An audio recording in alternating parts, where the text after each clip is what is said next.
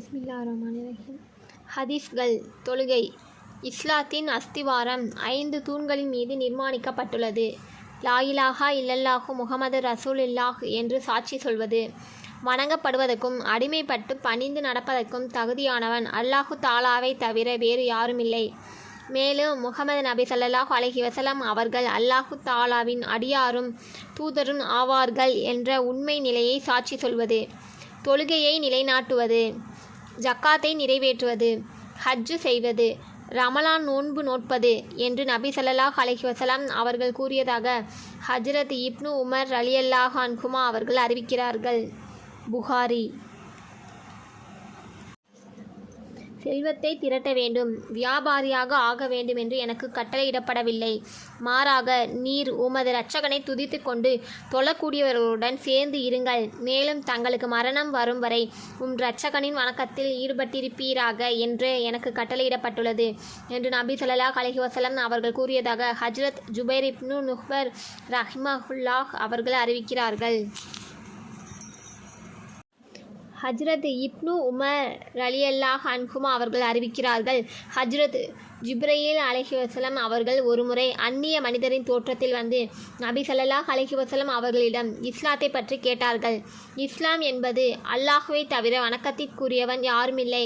முஹம்மது நபி ஸல்லல்லாஹு அலைஹி வஸல்லம் அவர்கள் அல்லாஹு தாலாவின் தூதர் என்று நாவாலும் மனதாலும் நீர் சாட்சி சொல்வது, தொழுகையை நிலைநிறுத்துவது, ஜக்காத்தை நிறைவேற்றுவது, ஹஜ்ஜும் உம்ராவும் செய்வது, உடலுறவுக்கு பின் தூய்மை பெற குளிப்பது, உலுவை பரிபூரணமாக செய்வது, ரமலான் மாதம் நோன்பு நோட்பது என்று நபி ஸல்லல்லாஹு அலைஹி வஸல்லம் அவர்கள் கூறினார்கள்.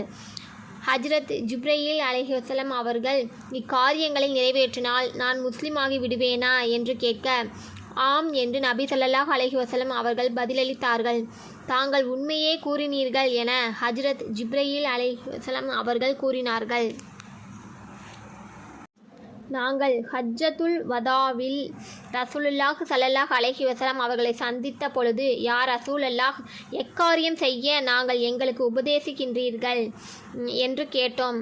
தொழுகையை நிலைநாட்டவும், ஜக்காத்தை நிறைவேற்றவும், பைத்துல்லாஹ்வை ஹஜ்ஜு செய்யவும், ரமலான் நோன்பு நோட்கவும், அம்மாதத்தில் 1000 மாதங்களை விட சிறந்த இரவொன்று உள்ளது.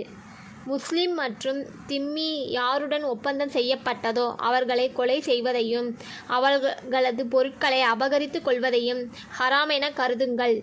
ஆனால் ஏதேனும் குற்றம் செய்தால் அல்லாஹு தாலாவின் கட்டளைப்படி அவர்கள் தண்டிக்கப்படுவர். மேலும் நான் உங்களுக்கு உபதேசிப்பதாவது, நீங்கள் அல்லாஹு தாலாவையும் அவனுக்கு வழிபட்டு நடப்பதையும் உறுதியாக பற்றி பிடித்து கொள்ளுங்கள். மற்றவர்களின் திருப்தி அதிருப்தியை பொருட்படுத்தாமல் தைரியமாக தீனுடைய வேலைகளில் ஈடுபட்டிருங்கள் என்று உபதேசிக்கிறேன் என்று ரசூலுல்லாஹ் ஸல்லல்லாஹு அலைஹி வஸல்லம் அவர்கள் கூறினார்கள் என ஹஜ்ரத் குர்ரத்துப்னு தஹ்மூஸ் ரலியல்லாஹு அன்ஹு அவர்கள் அறிவிக்கிறார்கள். சொர்க்கத்தின் திறவுகோல் தொழுகை, தொழுகையின் திறவுகோல் உலு என்று ரசூலுல்லாஹ் ஸல்லல்லாஹு அலைஹி வஸல்லம் அவர்கள் கூறியதாக ஹஜ்ரத் ஜாபிர் இப்னு அப்துல்லாஹ் ரலியல்லாஹு அன்ஹுமா அவர்கள் அறிவிக்கிறார்கள். என் கண் குளிர்ச்சி தொழுகையில் வைக்கப்பட்டுள்ளது என்று நபி ஸல்லல்லாஹு அலைஹி வஸல்லம் அவர்கள் கூறியதாக ஹஜ்ரத் அனஸ் ரலியல்லாஹு அன்ஹு அவர்கள் அறிவிக்கிறார்கள். தொழுகை தீனின் தூண் என்று நபி ஸல்லல்லாஹு அலைஹி வஸல்லம் அவர்கள் கூறியதாக ஹஜ்ரத் உமர் ரலியல்லாஹு அன்ஹு அவர்கள் அறிவிக்கிறார்கள். தொழுகை தொழுகை உங்களின் அடிமைகள் மற்றும் உங்கள் கண்காணிப்பின் கீழ் இருப்போரின் காரியத்தில் அல்லாஹு தாலாவை பயந்து கொள்ளுங்கள், அவர்களுக்குரிய உரிமைகளை நிறைவேற்றுங்கள் என்பது நபி ஸல்லல்லாஹு அலைஹி வஸல்லம் அவர்களின் இறுதி உபதேசமாக இருந்தது என ஹஜ்ரத் அலி ரலியல்லாஹு அன்ஹு அவர்கள் அறிவிக்கிறார்கள். ஹஜ்ரத் அபு உமாமா ரலியல்லாஹு அன்ஹு அவர்கள் அறிவிக்கிறார்கள். நபி ஸல்லல்லாஹு அலைஹி வஸல்லம் அவர்கள் கைபர் போர் முடிந்து திரும்பி வந்தார்கள். அன்னாருடன் அடிமைகள் 2 இருந்தனர். ஹஜ்ரத் அலி ரலியல்லாஹு அன்ஹு அவர்கள், யா ரசூலல்லாஹ், எங்களுக்கு பணிவிடை செய்ய ஓர் அடிமையை தாருங்கள் என்று வேண்டினார்கள். இவ்விருவரில் நீர் விரும்பியவரை எடுத்துக்கொள்வீராக என்று நபி ஸல்லல்லாஹு அலைஹி வஸல்லம் அவர்கள் சொன்னார்கள். தாங்களே தேர்ந்தெடுத்து தாருங்கள் என்று ஹஜ்ரத் அலி ரலியல்லாஹு அன்ஹு அவர்கள் கூற, நபி ஸல்லல்லாஹு அலைஹி வஸல்லம் அவர்கள் அவ்விருவரில் ஒருவரின் பக்கம் சைகை செய்து, இவரை எடுத்துக்கொள்வீராக, ஆனால் இவரை அடிக்காதீர். ஏனேனும் கைபரிலிருந்து திரும்பி வரும்போது இவர் தொழக் கண்டேன். தொழுகையாளிகளை அடிப்பதை எனக்கு விளக்கப்பட்டுள்ளது என்று நபி ஸல்லல்லாஹு அலைஹி வஸல்லம் அவர்கள் கூறினார்கள். அல்லாஹு தஆலா 5 வேளை தொழுகைகளை கடமையாக்கி உள்ளான். எவர் இத்தொழுகைகளுக்காக நல்ல முறையில் உழு செய்து விரும்பத்தக்க நேரத்தில் தொழுது அமைதியான முறையில் ருக்கூவு சஜிதாவை செய்து பயபக்தியுடன் தொழுகிறாரோ அவரை அவசியம் மன்னிப்பேன் என்று அல்லாஹு தஆலா வாக்களித்துள்ளான்.